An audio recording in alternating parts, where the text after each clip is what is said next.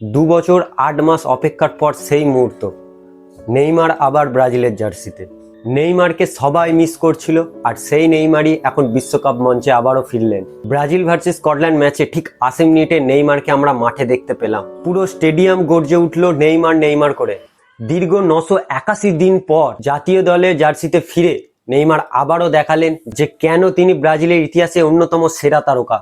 Vinicius জুনিয়রের দুর্দান্ত performance এবং ব্রাজিলের সেই আক্রমণাত্মক ফুটবল স্কটল্যান্ডকে 3-0 ব্যবধানে হারালো ব্রাজিল। কিন্তু আজকে আসল গল্প ছিল একটাই, দ্য কিং ইজ ব্যাক। এখন সবার মনে একটাই প্রশ্ন, যে এই নেইমার কি ব্রাজিল টিমকে লিড করতে পারবে, ব্রাজিল টিমকে ট্রফি দিতে পারবে? কালকে নেইমারের লাস্ট 15 মিনিটের যে ক্যামিওটা আমরা দেখলাম, সেটা দেখে একটা জিনিস ক্লিয়ার হয়ে গেলাম যে এই দলটি কতটা কমফোর্টেবল।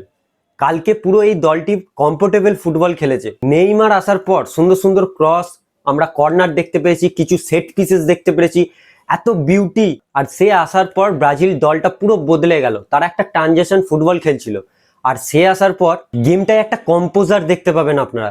আর ভাই, এই প্লেয়ারটি ভিনিসিয়াস জুনিয়র, একে নিয়ে কি বলবো, এ যেটা করে চলেছে প্রতিদিন, অবিশ্বাস্য ব্যাপার। দেখুন, এই বিশ্বকাপে না সব থেকে আন্ডাররেটেড প্লেয়ার এই ভিনিসিয়াস জুনিয়র।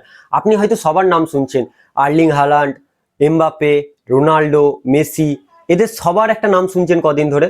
কিন্তু তার মাঝখানে এই প্লেয়ারটি ভিনিসিয়াস জুনিয়র এত সুন্দর পারফরমেন্স করে যাচ্ছে, যেটা সবার হাইলাইটে আসছে না। আচ্ছা বলুন তো, ফুটবল ইতিহাসে এমন কোনো প্লেয়ার আছে যে টানা পরপর 3টে ম্যাচে গোল করেছে? ব্রাজিলের Ronaldo, Romario and Rivaldo and Vinicius Junior, এই কজনই বিশ্বকাপে টানা 3টে ম্যাচে গোল করেছে এবং গ্রুপ স্টেজে। এই প্লেয়ারটা সত্যি এই বছর বিশ্বকাপে যা পারফরমেন্স করে চলেছে, তাকে আমরা অতটা হাইলাইটে দেখতে পাচ্ছি না, কিন্তু যে প্রতিদিন এই প্লেয়ারটি পারফরমেন্স করছে, কিছু বলার নেই। আর অ্যান্ড অ্যানাদার প্লেয়ার, রায়ান, ভাই what a player, what a player. সে একজন রিপ্লেসমেন্ট প্লেয়ার রাফিনার বদলে, কিন্তু কাল যে সে ফুটবলটা খেলেছে একদম মারাত্মক লেভেলে। কালকে প্রথম গোলটা কেন হয়েছে জানেন? কিভাবে হয়েছে? প্রথম গোলটা হওয়ার কারণ তার প্রেসিং। সে প্রথম প্রেসিং করছিল, পুরো একটা সার্কেল হিসাবে প্রেস করেছিল। তারপর সে হালকা ডায়াগোনাল যেয়ে ডিফেন্ডারের কাছ থেকে প্রেস করে ডিফেন্ডার বলটি লস্ট করে, দেন বলটা ভিনিসিয়াস জুনিয়র পায় এবং প্রথম গোলটি সে করে দেয়। অ্যান্ড ভাই, ব্রুনো গুমারেজ এর কথায় যদি আসি, আপনারা সেকেন্ড গোলটা দেখেছেন? যখন ব্রাজিল রাইট সাইড থেকে লিঙ্ক আপ করছিল, তখন কুনা বলটি প্রেস করে বলটি যেতে এবং ওই বলটি ফল হয়ে ব্রুনো গুমারেজের কাছে যায়, এবং সেখান থেকে ব্রুনো গুমারেজ একটা ক্রস দেয়, আর সেই ক্রসটিতে রিসিভ করে ভিনিসিয়াস জুনিয়র এবং সেটি গোল করে। অ্যান্ড দিস ইজ ব্রাজিল ভাই। এই ভয়ঙ্কর ব্রাজিলকে আটকাবে কারা আমার তো জানা নেই, কিন্তু দেখুন, এই ব্রাজিল দলকে পুরোপুরি ক্রেডিট দিতে হবে কার্লোস আনচেলটিকে।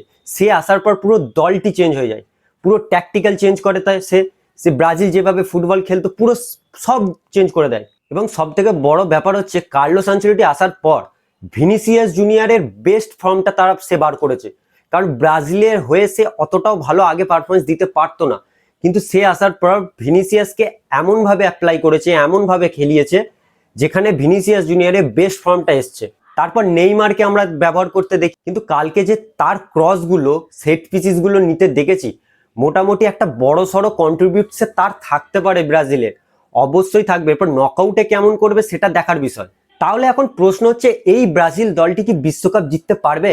আজকের ম্যাচ বলেছে ব্রাজিলের কাছে ট্যালেন্ট আছে, এক্সপিরিয়েন্স আছে, আর এখন অ্যানচেলটির ট্যাকটিক্যাল ইন্টেলিজেন্সও আছে। কিন্তু আসল পরীক্ষা আসবে নকআউটে, যেখানে ছোট ভুলও বড় ক্ষতি হয়ে দাঁড়াবে। দেখুন, ভিনিসিয়াস জুনিয়র যদি ফর্ম ধরে রাখে, নেইমার যদি ফিট থাকে, কার্লোস আনচেলটির প্ল্যান যদি ঠিকঠাকভাবে কাজ করে থাকে, তাহলে ব্রাজিল এই বছর বিশ্বকাপের সবচেয়ে ভয়ঙ্কর দলগুলির মধ্যে একটি হয়ে দাঁড়াবে। আপনার মতে ব্রাজিল কি এই বছর ষষ্ঠ বিশ্বকাপ জিততে পারবে? অবশ্যই আপনারা কমেন্ট বক্সে জানান।